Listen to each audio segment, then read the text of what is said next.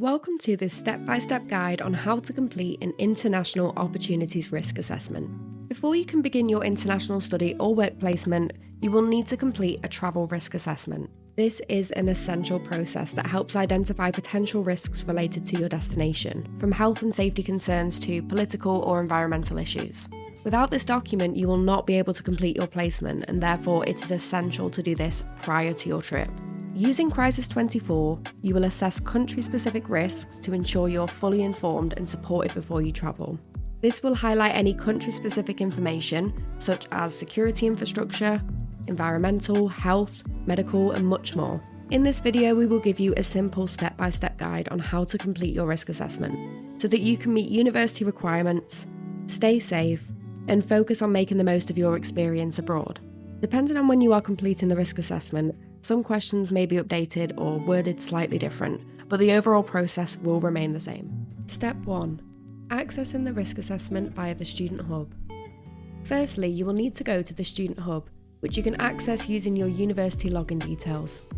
The link for this can be found in our email signature or on the main university website on the International Opportunities page. Make sure to save the link to your bookmarks or your favourites tab. Next, you will need to select the option that matches your placement, either study placements or work and summer school placements, depending on where you're going. This page here contains everything you need for your placement, including key documents and guidance. You'll also find links to both the Stage 1 and Stage 2 applications. You will also see a student checklist here. This includes document deadlines and additional information to help you stay on track and make sure everything is completed correctly. The risk assessment must be completed by all students and must be approved by your school before you depart. You can find your exchange coordinator and Associate Dean of International of your school via the Student Hub main page, but don't worry if you have trouble finding it, you can always drop us an email at salford-iot@salford.ac.uk and we can help you find out who your exchange coordinator is. As mentioned before, failure to complete the risk assessment will result in the placement not being approved and funding will not be allocated. You can now see that there is a direct link here to Crisis 24, which is an important and mandatory tool to help you complete your risk assessment. Here you can also access the risk assessment form too. Step 2.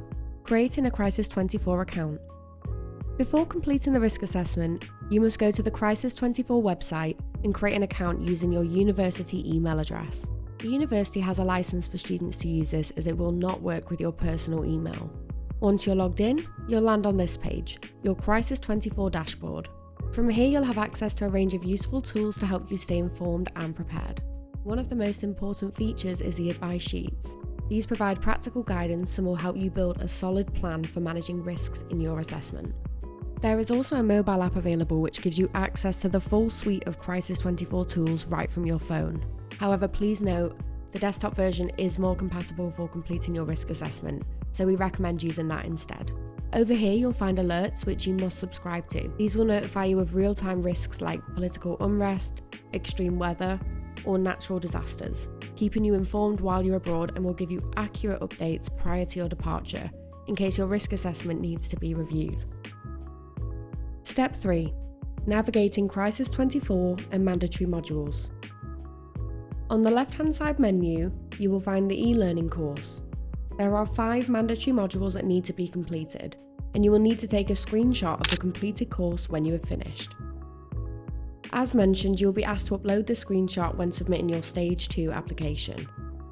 If you experience any technical issues when progressing through the modules, then please try refreshing your browser, trying an alternative browser, or using private or incognito mode to try and get to the next page.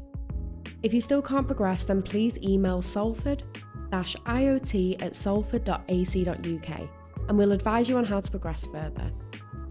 At the top of your dashboard is a search bar where you can search for your destination.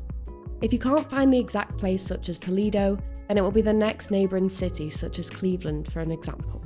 When you press enter, it will bring up an overview of the destination, including key information like local safety advice, health risks, transportation tips, and cultural considerations. You will also see here the ratings overview for things such as travel and politics. Then to your right is the overall rating for your destination. These ratings are tied to your risk assessment and are therefore very important. You can also explore different tabs for more specific insights, such as security alerts, travel restrictions, and emergency contact information. Make sure to take notes from this section to help shape the risk management plan in your assessment, especially if your destination has unique risks or regional differences.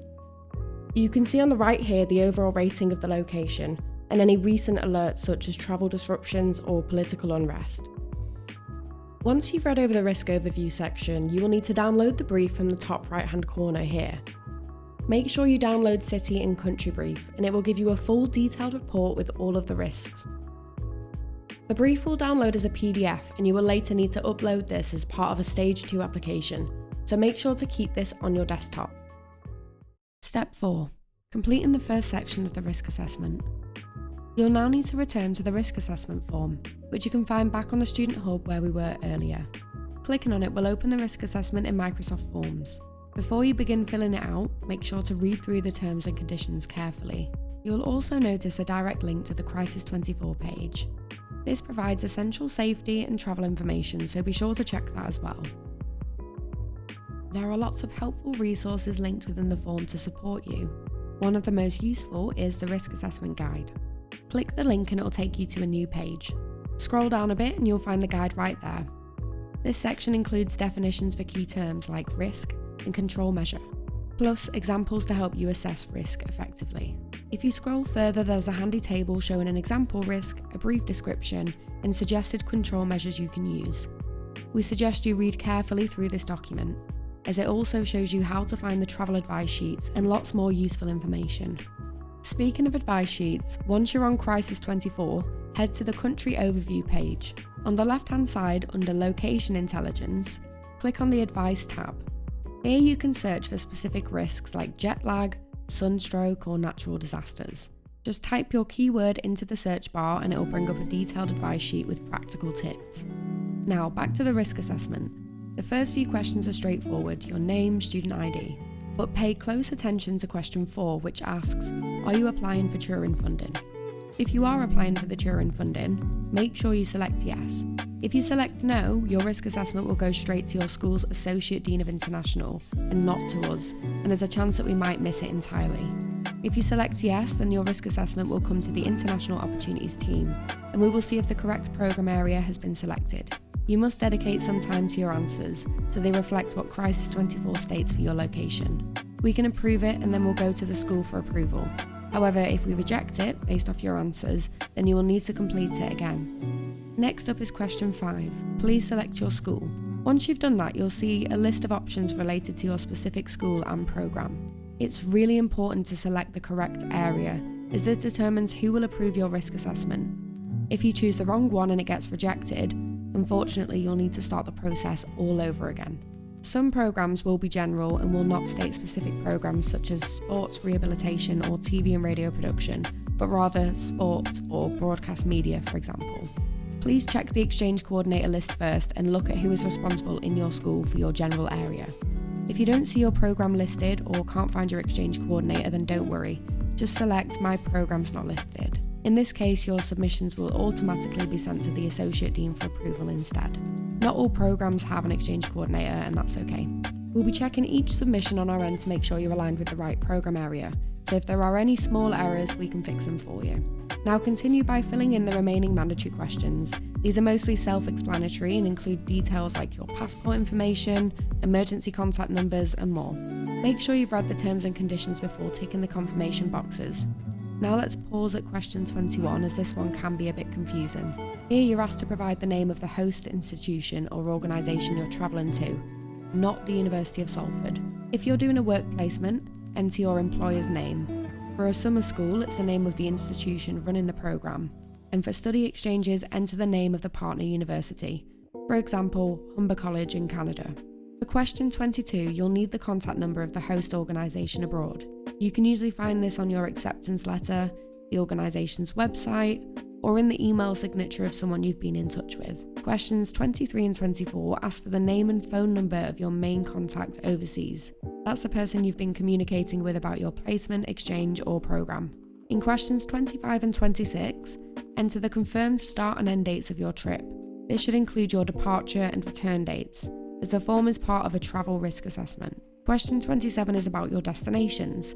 This includes any countries or cities that you plan to visit during your trips and not just your main destination. There's also a text box here where you can add locations that aren't listed in the drop-down menu. Next up is a question about private travel insurance. If you haven't purchased your insurance yet, that's okay. You can leave this blank for now. But once you've arranged it, don't forget to email a copy to salford-iot@salford.ac.uk as soon as possible. Now take a look at question 33. This links directly to the University of Salford's insurance policy. Before ticking the declaration box, make sure you've read the policy in full, especially the section on pre-existing medical conditions, as these are not covered. It's really important to understand what is and isn't included in the policy. As for travel visas, the process is similar to insurance.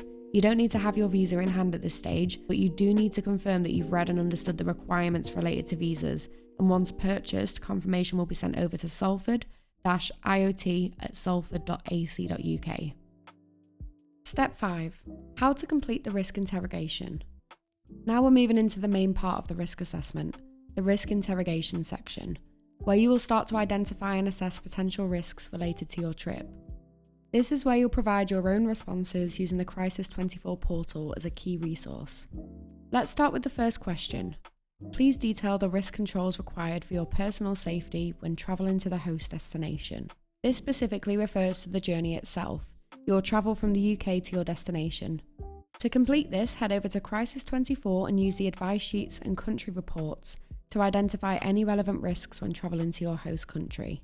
Look for things like political unrest, transport issues, or health concerns.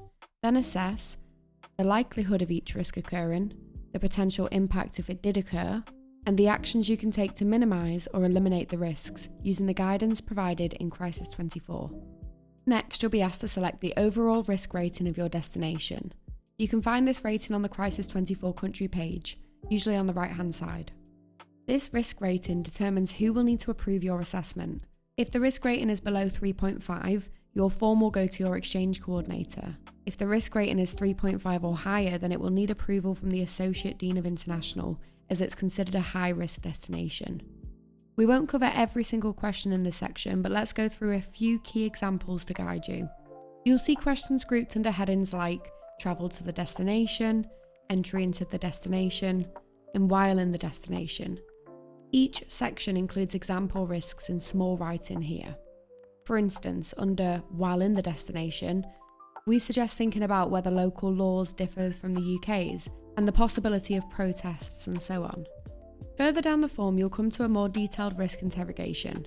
This part includes questions about what type of traveller you are, your previous travel history, and how you're planning to get to your destination, whether that's by flight, ferry, or another method. Further down the form, you'll cover accommodation details, transport to or from your destination, and what control measures are in place to manage any risks.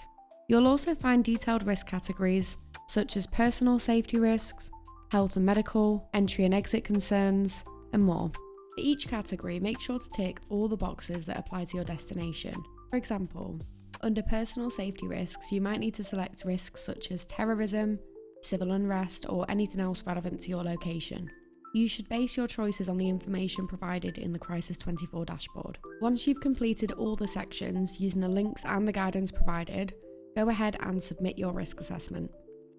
After submission, the form will come to us first. We'll double check that it's been sent to the correct programme area, and from there your exchange coordinator will review your answers and assess your risk assessment submission. Once it's been reviewed, approved and signed off, you'll receive a confirmation email. If you have any questions or need support at any point, then we're here to help.